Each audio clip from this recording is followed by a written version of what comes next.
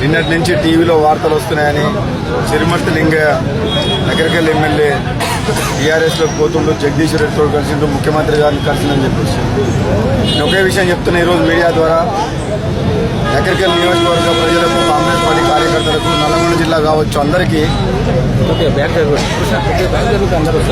చాలా కష్టకాలంలో ఉన్నప్పుడు అతను 2009లో ఎమ్మెల్యేగా గెలిపించడం జరిగింది, టికెట్ ఇప్పించి. ఈ 5 ఏళ్ళు ఆపోజిషన్ ఉన్నప్పుడు కూడా ఎన్నిసార్లు ఎంతో సందర్భంలో కూడా టికెట్ కోసం వేరే వాళ్ళు ఎవరు ప్రయత్నం చేసినా సరే కొద్ది తేడాతో ఓడిపోయినా కాబట్టి మళ్ళీ అతనికే టికెట్ ఇప్పించి అతని గెలుపుకు నేను కాదు నాతో పాటు ఎంతో మంది వేల మంది కార్యకర్తలు కష్టపడి గెలిపించారు. కానీ ఎవరితో మాట్లాడకుండా ఇట్లా సడన్ గా ఫోన్ స్విచ్ ఆఫ్ చేసుకుని జగదీష్ రెడ్డితో ద్వారా మరి కేసీఆర్ దగ్గరకు పోయి కలిసి టీఆర్ఎస్లో చేరుతుందని చెప్పి అందరూ అంటున్నాం. కాబట్టి అది ఎంతవరకు నిజం అనేది నేను ఇంతవరకు చూడలేదు. కానీ ఇది ఏది ఏమైనా కానీ ఇది మంచి పద్ధతి కాదు.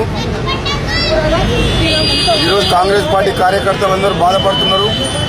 చిన్న చిన్న కారణాలు చెప్పి నేను పార్టీ మారుతా అని చెప్పేసి మాకు చెప్పకుండా, మాతో సంప్రదించకుండా, ఈరోజు అందరికీ తెలుసు చిరుమర్తి లింగయ్య అంటే కాంగ్రెస్ పార్టీ కార్యకర్తలు కాదు, కాంగ్రెస్ పార్టీ కాదు, కోమటిరెడ్డి బ్రదర్స్ ఒక ఇంటి మనిషిలాగా, ఒక కుటుంబ సభ్యుల్లాగా, ఒక తమ్ముళ్లాగా చూసుకున్నాం. ఆయన కోసం ఎంత కష్టపడ్డాం, ఎంత సాక్రిఫైస్ చేసినాం, ఎంత త్యాగం చేసేందుకు ముందుకు వచ్చినాం ఆయనకు తెలుసు. ఇక్కడ ప్రజలందరికీ కూడా తెలుసు. కానీ రాజకీయాల్లో హత్యలు ఉండవు, ఆత్మహత్యలు అంటారు కదా.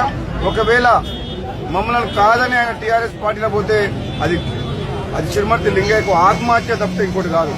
అది తెలంగాణ ప్రజలు, నగరికల్ నియోజక ప్రజలు, నల్లగొండ ప్రజలు ప్రతి ఒక్కరు ముక్త కంఠంతో ఖండిస్తుండ్రు.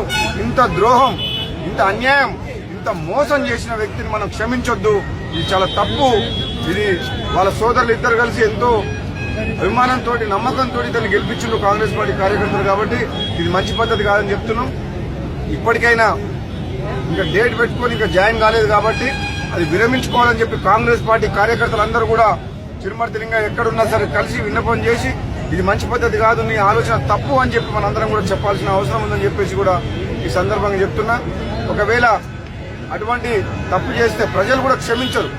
ఎందుకంటే ఇంత సహాయం చేసి అందరం కలిసికట్టుగా గెలిపించిన తర్వాత ఎవరిని సంప్రదించకుండా ఆయన ఒక్కడు స్వార్థం కోసం ఒకవేళ నిర్ణయం తీసుకుంటే అది తప్పు నిర్ణయం అవుతుంది. కాబట్టి ఇది మంచి పద్ధతి కాదు అని చెప్పి కూడా ఈ సందర్భంగా చెప్తున్నాను. Thank you. Subscribe us and press the bell icon for more interesting updates.